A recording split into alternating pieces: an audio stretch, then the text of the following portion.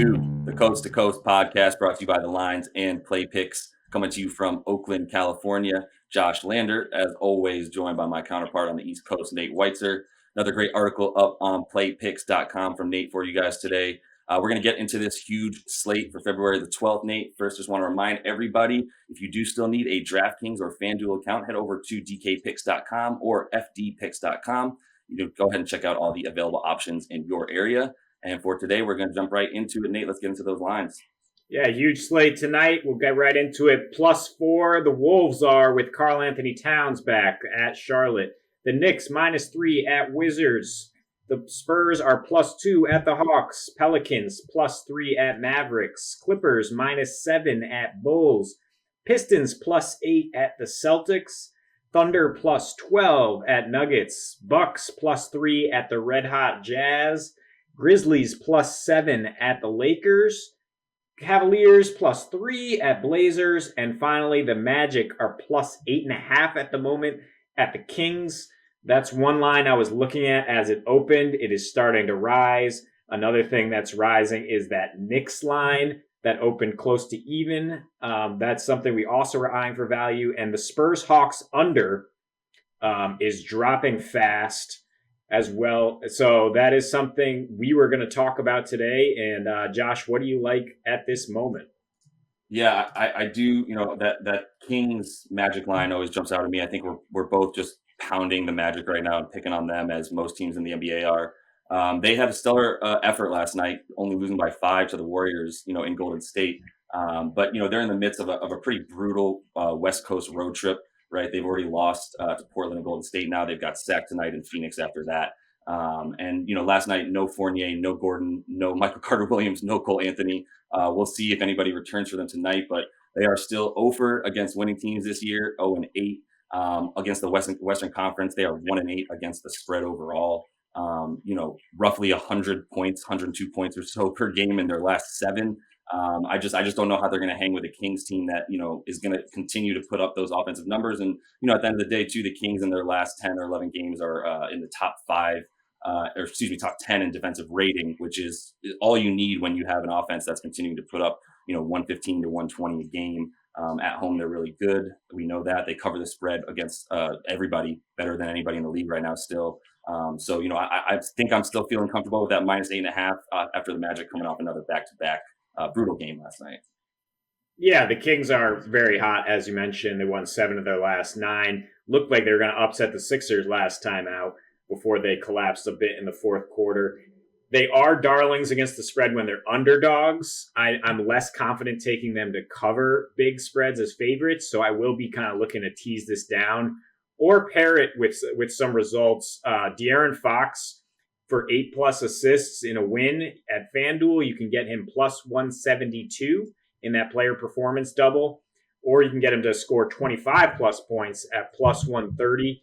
The man is averaging 30 points per game, 9.2 assists per game in his last 5 at home. And as you mentioned, the Magic could be without all 3 point guards tonight. Frank Mason got injured last night, filling in for Cole Anthony. So Orlando is in dire straits right now. And they are Porlando, as you call them, the dead last team in our latest NBA power rankings at thelines.com.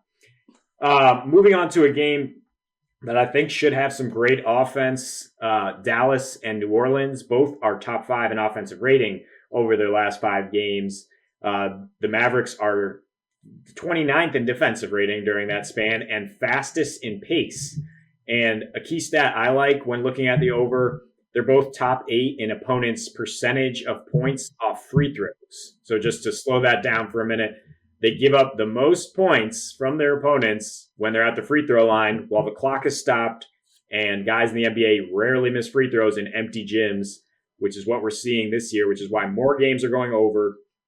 Mavericks are dreadful protecting the paint. They're dreadful guarding the three-point line, and the Pelicans are doing both very well right now, and they are number 1 in defensive and offensive rating over their last 5. So that total has dropped a little bit to 232, and I'm grabbing it right now. I'm with it. I mean, there's no reason to think that these two teams won't keep scoring. And really, as we've been talking about lately, Zion and unleash Zion, that has led to their offense opening up a lot. And, the Mavs who started up at the year, Willie Cauley-Stein and a couple of their big guys down low were definitely defending the paint very well. They've dropped from top 6 in points in the paint in terms of their opponents' points in the paint. They dropped from top 10 to, bottom 10 at this point. I'm really looking for New Orleans to continue to be able to score the ball well.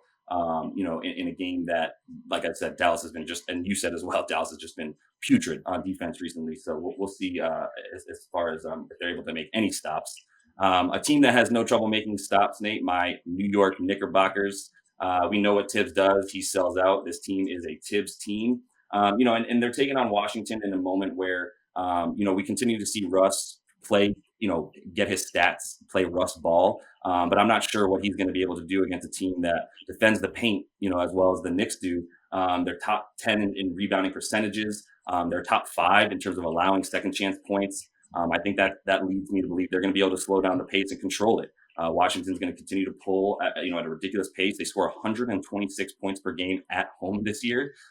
They score 120. They give up 126 points per game at home. That's absurd. Now, while the last 6 of the 7 have gone over for them at home, 218, I could see this game being a nice choppy, in the low 100s, max 110 for one of these teams. Yeah, I do kind of like that over because the Knicks are so undervalued offensively. They do score the fewest points per game, but when the pace ratchets up, I think they can score with impunity on this terrible Wizards defense. We were just laughing at how Davis Bertans and Mo Wagner are supposed to protect the paint against the Knicks' hulking front line. I don't think that's happening. Derrick Rose will help them find some offensive spark.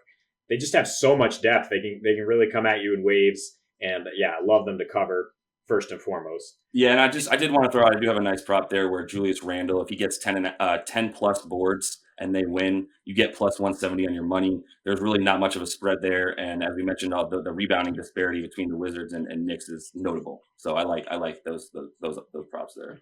Yeah.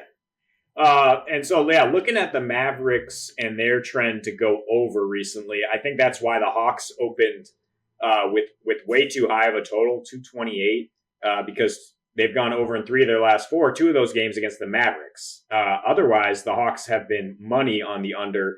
Josh has been harping on this all year. They're 2-10 versus the over when they're favored, and 2-8 when facing Western Conference teams.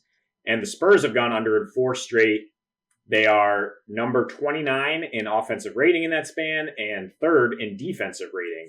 As we mentioned earlier, they give up the fewest free throw attempts, so that is money for the under rather than the over.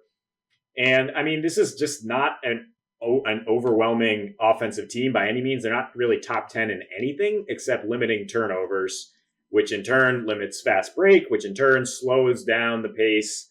I love the under here. It's dropped to around 225 on most books, so grab it soon if you can.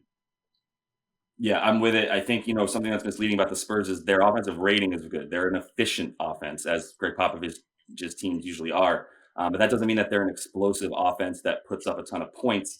Being in the top 10 in offensive rating is great. Scoring, still the 15th or 16th most points per game means it's not about how much they're scoring. It's about the efficiency.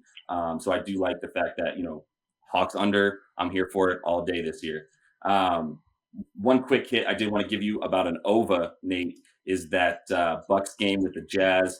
2 of the best teams in the league right now, but there's both play defense decently well, but I think there's good reason to believe that you can get some value when you have a total that what's it at right now? I'm sorry.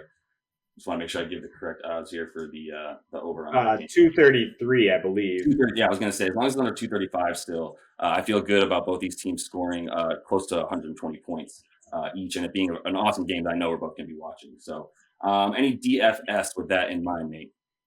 Yeah, I mentioned De'Aaron Fox's numbers lately. I like kind of rolling out some Kings against that tired Magic squad and then bringing it back with some value plays on the Magic. If they literally have no point guards, you can use Dwayne Bacon for cheap. Even James Ennis as kind of a low upside punt play. Also kind of looking at that Cleveland-Portland game with Portland on a back-to-back. Andre Drummond's still a little underpriced. Colin Sexton has some GPP appeal.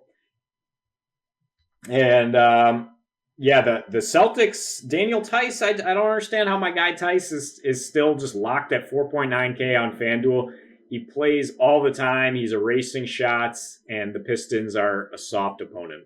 How about 3 3 pointers made the other night for Daniel Tice? I mean, the man's everywhere. I'm definitely appreciating what he's doing. One thing I wanted to say as I was watching that Magic game last night, did you know James Ennis has played on 7 teams in 7 seasons?